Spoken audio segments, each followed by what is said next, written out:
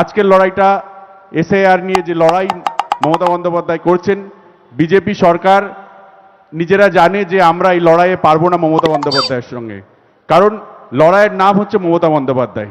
আর সাউথের movie copy করে বাংলায় চেপে দেওয়ার নাম হলো রাজ চক্রবর্তী।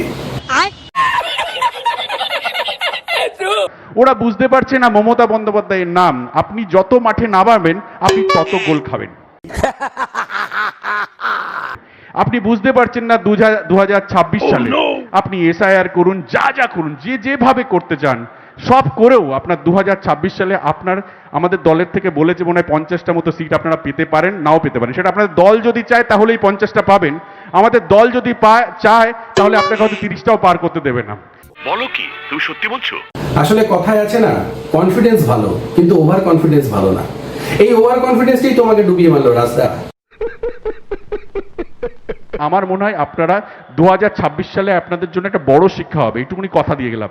এইখানে সবাই জানে যে 2026-এ ওদের যে কান কাটবে, নাক কাটবে, সেই কান যদি নাক আবার না কাটাতে হয় তাহলে মমতা বন্দ্যোপাধ্যায়ের কাছে আসবেন, বলবেন আমাদেরকে পলিটিক্যাল ট্রেনিং দিন। পলিটিক্যাল ট্রেনিং কতটা দিতে পারবেন তা জানি না, তবে স্ক্যাম করার ট্রেনিংটা বেশ ভালোই দিতে পারবেন।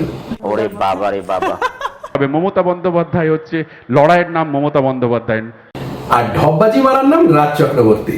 যে বাংলার মানুষ তারা ডিসাইড করবে আগামী দিন বাংলা কারা চালাবে, কার হাতে বাংলা যাবে। বাংলা চলে গেছে তো বিজেপির হাতে। ভোটারদেরকে প্রভাবিত করা যায় না, প্রভাবিত করতে গেলে মানুষের কাজ করতে হয়। সত্যি রাজদা, এত সুন্দর বানিয়ে গুছিয়ে তুমি ঢপ মারতে পারো যে মাঝে মাঝে আমার নিজের সত্যিটাকেই মিথ্যে বলে মনে হয়। আমাকেই ভোট দেবে। জয় বাংলা।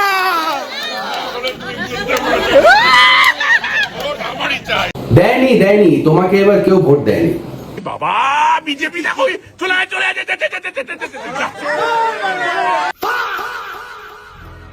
এই অসভ্য প্রাণীদের কথা আমি ভুলে থাকতে চাই।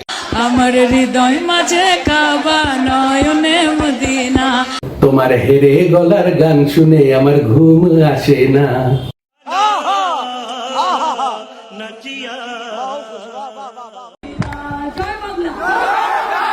জয় ইতিহাস, জয় ভূগোল, জয় বিজ্ঞান। क्या ये क्या बक रहे हो मादरचोद? যেমন ভাবে হোক बंगाल हमारा होगा, बंगाल हमारा होगा, बंगाल हमारा होगा। अरे पश्चिम बंगाल ममता बनर्जी का था, उनका है और आगे जाके भी उन्हीं का रहेगा। ওকে ঝাড়ু দিয়ে ওর পিঠে ক্রাশ ক্রাশ করে তাকে আগে মারতাম, কমপক্ষে 3 মিনিট মারতাম। नो टेंशन, टेंशन लेने का नहीं, टेंशन देने का। सब समय ঠান্ডা ঠান্ডা কুল কুল, জিতবে শুধু তৃণমূল। ঠান্ডা ঠান্ডা কুল কুল, মায়ের ভোগে তৃণমূল। क्या बात है सर, क्या बात है सर, क्या बात, ये बात है। বেশি কিছু বলছি না, অনেক বক্তা আছে, ধাপে ধাপে হবে, ধাপে ধাপে খেলা হবে, হবে তো? এই মাটিতেই খেলা হবে, খেলা হবে, খেলা হবে, খেলা তো শেষ হয়ে গেল। তোমার মায়ের এখানে বলুন, স্বাস্থ্যসাথী কে দিয়েছে? মোদি না দিদি? লক্ষ্মীর ভান্ডার কে দিয়েছে? মোদি না দিদি? সবুজ সাথীর সাইকেল কে দিয়েছে? মোদি না দিদি? 100 দিনের কাজের টাকা যেটা মোদির দেওয়ার কথা ছিল উনি দিয়েছেন না দিদি দিয়েছে? তাহলে ভোটটা কে পাবে, মোদি না দিদি? বলছে তো এমন ভাবে যেন দিদি নিজের পকেটের টাকা থেকে আমাদের সবাইকে ভাতা দিচ্ছিল। किसी पॉलिटिकल पार्टी का काम ये नहीं होता है कि दहशतगर्दी करके लोगों को डराना और हिंदू मुसलमान को विभाजित करना। কোন পার্টি এতদিন সাধারণ মানুষের উপরে অত্যাচার চালাচ্ছিল এবং হিন্দু মুসলিমদের ধর্মের নামে বিভাজনের রাজনীতি করছিল সেটা আশা করি সবাই জানে। মমতা ব্যানার্জি বাংলার জন্য কি করেছে? আমার মায়েরা এখানে বসে আছে, মমতা ব্যানার্জি কাজ করেনি মা বাংলার জন্য? হ্যাঁ করেছে তো। মমতা ব্যানার্জি সরকারে আমাদের রাজ্যে আরজিকর এবং সন্দেশখালীর মতো নৃশংস ঘটনা ঘটেছে, সেটা আমাদের মা বোনেরা ভুলেনি এখনো। 2 লক্ষ কোটি টাকা আটকে রেখে দিয়েছে বাংলার ন্যায্য পাওনা। তাই আসলে টাকা এতদিন না দেওয়ার পেছনে যথেষ্ট কারণ আছে। চোরকে সহজে লোকে টাকা দিতে চায় না, জানে একবার টাকা দিলে সেই টাকার আর পরে হিসাব পাওয়া যাবে না। নোট তখনই পাবে যখন বিজেপিকে ভোট দেবে। তাই তো বাংলায় সবাই এবার বিজেপিকে ভোট দিয়ে জিতিয়েছে। হাতে সেঙ্গল ধরে নিলে রাজাধিরাজ মহারাজ হওয়া যায় না, লম্বা সাদা দাড়ি রাখলে রবীন্দ্রনাথ হওয়া যায় না, আর সকাল থেকে রাত অব্দি মমতা বন্দ্যোপাধ্যায়কে গালাগালি দিয়ে আর যাই হোক না কেন বাংলার মুখ্যমন্ত্রী হওয়া যায় না। সাদা শাড়ি আর হাওয়াই চটি পরে বেশি দিন মানুষকে বোকা বানিয়ে রাজ্যের মুখ্যমন্ত্রী থাকা যায় না। क्या बात है सर, क्या बात है सर, क्या बात, ये बात है। আমরা তৃণমূল কংগ্রেসের যারা কর্মী তারা কেউ চেয়েছিলাম যে এই দিনটা আসুক, এই দিনটা আসবে যদি আমরা জানতাম তাহলে কি আমরা কেউ কখনো এরকম ধরনের কাজ করতাম? না না, আগে থেকে যদি জানতে দল হারবে তাহলে তো কবেই দল ছেড়ে পালিয়ে যেতে। আমি আমার যারা সহকর্মী যারা ইন্ডাস্ট্রিতে এসছে আমি তাদের ফরে হয়ে আজকে এই কথাটা বলছি, কাউর কোনো রাইট নেই সেই শিল্পীদেরকে অপমান করা যারা রাজনীতিতে এসছে। রাইট আছে, 100 বার রাইট আছে, কারণ তারা রাজনীতিতে এসেছে জনগণের কাজ করার জন্য। তাই কোনো ভুল কিছু করলে কথা তাদেরকে শুনতেই হবে। ভুল দেখো, মানুষ কখনো জেনে শুনে ভুল করে না, ভুল হয়ে যায়।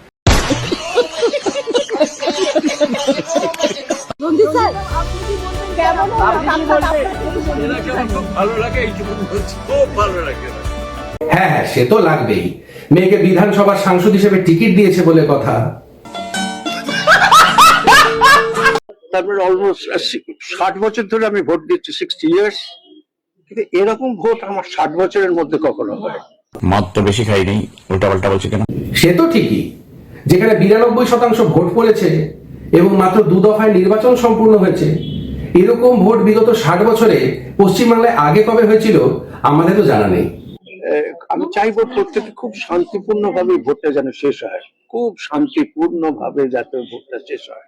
চিন্তা নেই, কেন্দ্রীয় বাহিনীর নজরদারিতে ভোট গ্রহণের প্রক্রিয়াটি বিগত কয়েক বছরের তুলনায় অত্যন্ত শান্তিপূর্ণ এবং সুশৃঙ্খল ভাবে হয়েছে।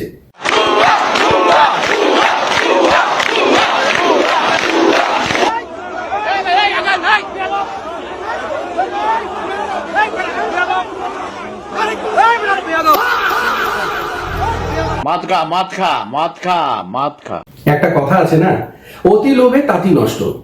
রঞ্জিত মল্লিকও এখন ভাবছেন কি কুক্ষণে যে নিজের মেয়েকে তৃণমূলের সাংসদ হওয়ার জন্য এগিয়ে দিলাম। আসলে একটা কথা আছে না, বউ গেলে বউ পাওয়া যায় রে, কিন্তু মানুষের চোখে একবার সম্মান হারিয়ে গেলে সে সম্মান ফিরে পাওয়া খুব মুশকিল। আমি ঘাটাল মাস্টার প্ল্যান করতে পারছিলাম না বলেই আমি 2024-এ রিজাইন করেছিলাম, সবাই জানে, এবং পার্লামেন্টের লাস্ট বক্তৃতাও তাই রেখেছিলাম। আচ্ছা, তা বলছি, যখন ঘাটাল মাস্টার প্ল্যানটা করতেই পারবে না, তাহলে দিনের পর দিন মানুষকে মিথ্যে প্রতিশ্রুতি দিয়েছিলে কেন? অভিষেক এবং দিদি আমাকে ডেকেছিলেন এবং তারা বলছে তুমি কি চাও? আমি মিথ্যে কথা বলতে পারবো না ঘাটাল মাস্টার প্ল্যান নিয়ে। তখনই দিদি বলে, অভিষেকও বলে, ঘাটাল মাস্টার প্ল্যান যদি রাজ্য সরকার করে। আমি তখন বলেছিলাম যে আমার মনে হয় এটা যেভাবে রাজনীতি হয়, কথা দিয়ে আবার ভুলি ভাই আমাকে ভোটে আবার দলে নিয়ে আসবে, আর তারপরে দেখালো হলো। তারা কথা দিয়েছেন আমাদের ভাই ঘাটালের মাটিতে এসে ভোটের প্রচার করতে আসা ছাড়া তোমাকে তো ঘাটালে খুব একটা দেখতেও পাওয়া যায় না দেবদা। তা বলছি, কেন্দ্রীয় সরকারের সাহায্য ছাড়া যদি ঘাটাল মাস্টার প্ল্যানটা বাস্তবায়িত করা এতটাই মুশকিল ছিল, তাহলে সেই সত্যি কথাটা মানুষকে বলে দিয়ে আগে থেকে ক্ষমা চেয়ে নিলেই তো পারতে। তাহলেই তো আর এত বদনাম সহ্য করতে হতো না।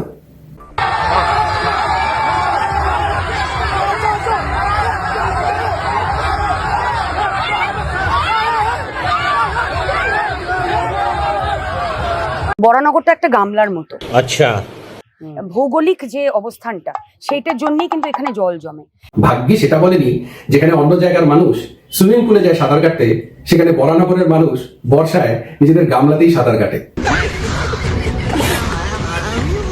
আমি প্রথমেই বলবো যে আমি কিন্তু ইগনোরেন্ট না, আমি যে সমস্ত সমস্যাগুলো আছে সেটাকে ফেস করি সামনে থেকে, এবং আমি অ্যাকসেপ্ট করি যে হ্যাঁ আছে। হ্যাঁ, এবার এটাও অ্যাকসেপ্ট করো যে তুমি হেরে গেছো এবং রাজনীতি ছেড়ে চুপচাপ অভিনয় জগতে ফিরে যাও। দিলীপদার কথা আমার খুব খারাপ লাগছে, যেভাবে কোনো জায়গাতেই দিলীপদাকে দেখা যাচ্ছে না। আজকে নরেন্দ্র মোদীজি এলেন সেই মঞ্চে, দিল্লিতে গিয়েও নাড্ডাজি ওনার সাথে দেখা করলেন না। দিলীপদা, এবার আপনি একটু ভাবনা চিন্তা করুন। ভেবেই তো করছি, উনি কি ভাবেন খড়গপুরের লোক খুঁজছে, মেদিনীপুরের লোক খুঁজছে, জুন মালিয়া কোথাও করতে করতে জুন পার হয়ে গেল, জুলাই পার হয়ে যাচ্ছে, জুন মালিয়াকে পাওয়া যাচ্ছে না।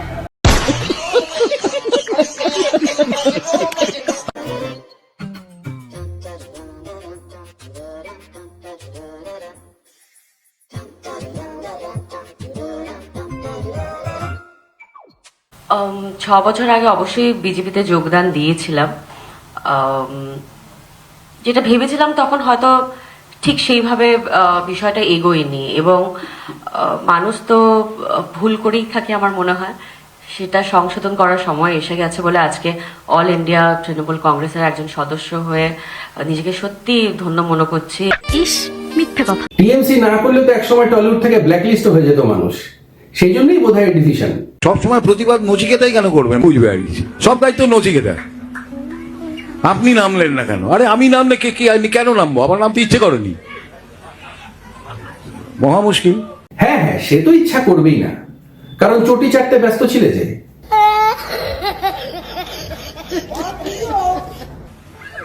আমি কি কোথাও কন্ট্রাক্ট সাইন করেছি যে পৃথিবীতে সবকিছুর প্রতিবাদ আমি করব? একেবারেই না। কিন্তু যে রাজ্যে থাকছেন সেখানে শাসক দলের একটার পর একটা অন্যায় অত্যাচার দেখার পরও প্রতিবাদ করার জন্য কোনো কন্ট্রাক্ট পেপার সাইন করতে হয় না দাদা, মনুষ্যত্ব বোধ থাকতে হয়। অবশ্য সেটা থাকলে তো আর টিএমসি করতেন না।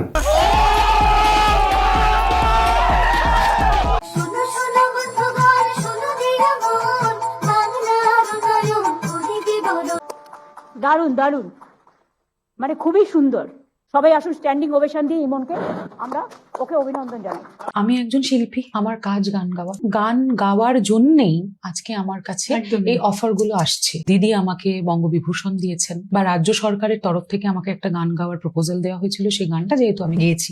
মানুষ কোনটা শিল্পী হিসেবে কাজ করা এবং কোনটা চটি চাটা সেই দুটোর মধ্যে পার্থক্য করতে জানে। যখন কোনো শিল্পী তার শিল্প সত্তার ঊর্ধ্বে গিয়ে চটি চাটতে ব্যস্ত হয়, তখন তারা শিল্পবোধ থাকে না। কাম সেরা ফেলেছেন ভাই, আপনি কাম সেরা ফেলেছেন, একদম বাম্পার মারছেন। এবার পরিবর্তন আনার পেছনে ভাবনা চিন্তা করুক, এবং যেটা তৃণমূল কংগ্রেস এতদিন ধরে করে এসেছে, যে মানুষের জন্য কাজ করা, সেটাই ভেরি ইম্পর্টেন্ট, সেটা আগে করুক। আমার মনে হয় যে আমরা এই যে এখন কিন্তু আর আমরা নায়ক বা নায়িকা যারা ঘুরছে তারা নই, আমরা এখন পুরোপুরি এখন তৃণমূল কংগ্রেসের প্রার্থী কর্মী হিসেবে আমরা কাজ করছি। সেটা আর তোমাকে আলাদা করে বলতে হবে না, আমরা সবাই জানি। তো আমার মনে হয় যে এই দলটাকে আমরা অনেক দিন ধরে ভালোবাসি, এই দলটা আমাদেরকে অনেক কিছু দিয়েছে, এবং আগামী দিনে আমি জানি যে এই দলের সাথে থাকলে, যুক্ত থাকলে অনেক অনেক আরও ভালো কাজ হবে। এবং আমরা শিল্পীরা যারা এত সুবিধা পেয়েছি, তাই জন্যই আমরা দিদিকে এত ভালোবাসি, দিদির পাশে আছি, এবং আমি জানি যে দিদি আমাদেরকেও কতটা ভালোবাসে। তাদের মোরাল যদি আমার সাথে মেলে, আমি আবারও বলছি, তাদের মোরালটা যদি আমার সাথে মেলে, তাহলে আমি ডেফিনেটলি তাদের সাপোর্ট। তার মানে পরবর্তীতে বনি সেনগুপ্তকে গিরুয়া শিবিরে দেখা যেতে পারে কি, যদি মোরাল মেলে, যদি বোঝো কাণ্ড। তা বলছি দাদা, তৃণমূল করার পেছনে আপনার যে গভীর নৈতিক এবং দার্শনিক কারণগুলি ছিল, সেগুলি একবার বিশ্লেষণ করলে ভালো হয়। আজ এই দল কাল আবার সুযোগ বুঝে অন্য দল, এটাও কি মোরালিটির মধ্যে পড়ে? ভিডিওটা তাহলে আজকের মতো এখানেই শেষ করছি। দেখা হচ্ছে পরবর্তী ভিডিও নিয়ে। জয় হিন্দ, জয় ভারত। দি এন্ড চলে এসেছে, ফিনিশ।